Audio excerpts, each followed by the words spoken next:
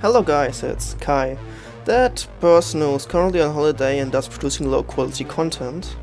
And today we're producing the highest quality content during this entire period, which is a build of a new coaster, which is going to be a concept coaster, and more precisely a concept Gerstlauer Infinity coaster, which just wanted to create in order to just build some not really new but interesting inversions with maybe some interesting twists in there of existing inversions and such.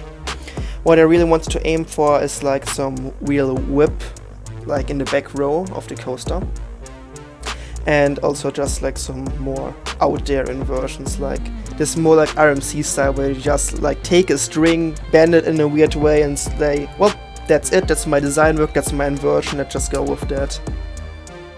And as you can see right here, I already started work on the coaster, and it's going to have vertical lift, but it won't have a beyond vertical or even a vertical drop. Instead it's going into a, I guess it's like a Norwegian loop, where you essentially just have a dive loop and an Immelman right after each other. Well, Immelman is actually first. I always seem to forget which way around it those go. Though at first I actually just made the track white, but in the end I decided for something else, and I even switched the train around, as you can see right there. And I used the B&M Giga Coaster train, though I wanted it to be more like this newer Gerstlauer Infinity 5-car train style, and I also think the paint options look better than the Infinity coaster in-game. I ended up going for a color scheme very similar to Hang Time, with just some very nice turquoise track with some sandy supports. I also felt kind of inspired by Hang Time a bit, I must say, though not really all that much, considering I mostly wanted to have more of a concept coaster than something that already exists in real life. And what I'm doing right here is I'm converting the coaster into 2-meter pieces, or not the entire coaster, because I found that it's actually quite annoying to then shape the coaster more cleanly in the parts where it's faster. So I'm just using the 2-meter technique on the actual inversions, where you need to be as smooth as possible, because you're just going to be flipping around the car very tightly. And also this overbang to wave turn thing, which I actually really like. The idea of essentially what you're doing is you're just doing a wave turn, but instead you're just overbanking, and it's not really going to give a lot of airtime, not even a lot of sideways airtime, but it's just going to give this weird mix of hang time and airtime, which I think would be kind of cool. The ride in itself doesn't have too much airtime though, even though I placed a little bit of a airtime pop in there every now and again. But it's really going to be more inversion focused, and that's more whip focused than really hang time.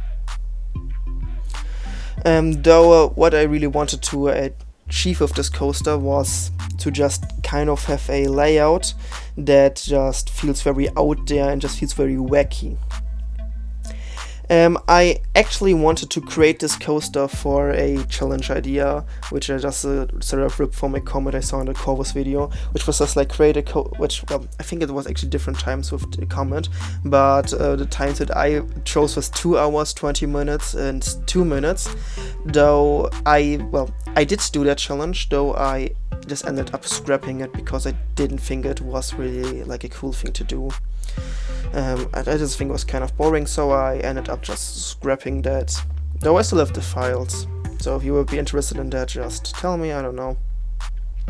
What I'm doing right now actually is I'm creating a switch track, and in that switch track I want to have a coaster train parked, which is just in this, not used right now.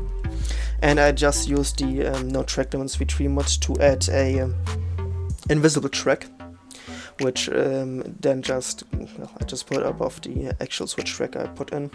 Because at first I actually wanted this to have 3 train operations, but then I realized that the layout was quite short and that you wouldn't be able to really load a train before the other one comes back to the station, so a 3 train ops wouldn't really make any sense without a unloading station. Then what I'm doing right now is something that I don't typically show, well, and I start showing but I don't show a lot of, which is creating the support for the coaster.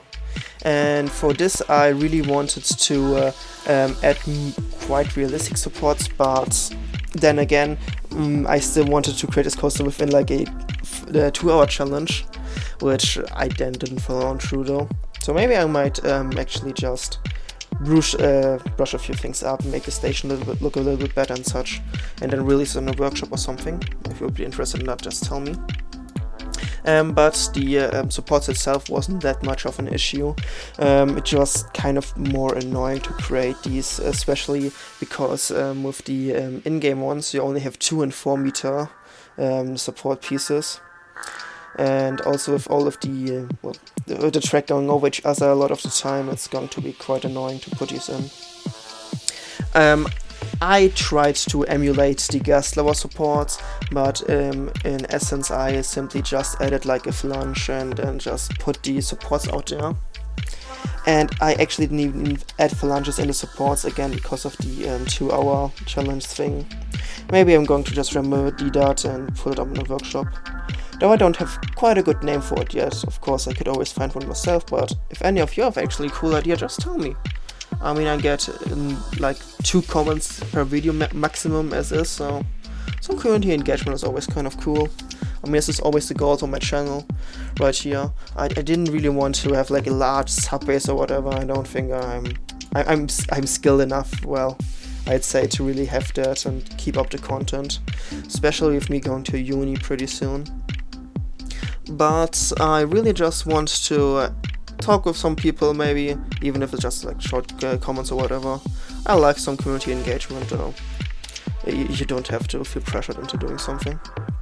But yeah, what I really wanted to do with this coaster, as I said, was to have these really wacky inversions, which then also results in having to do some pretty wacky supports. I'm not too happy with some of them though, largely I think it's actually turned out quite well.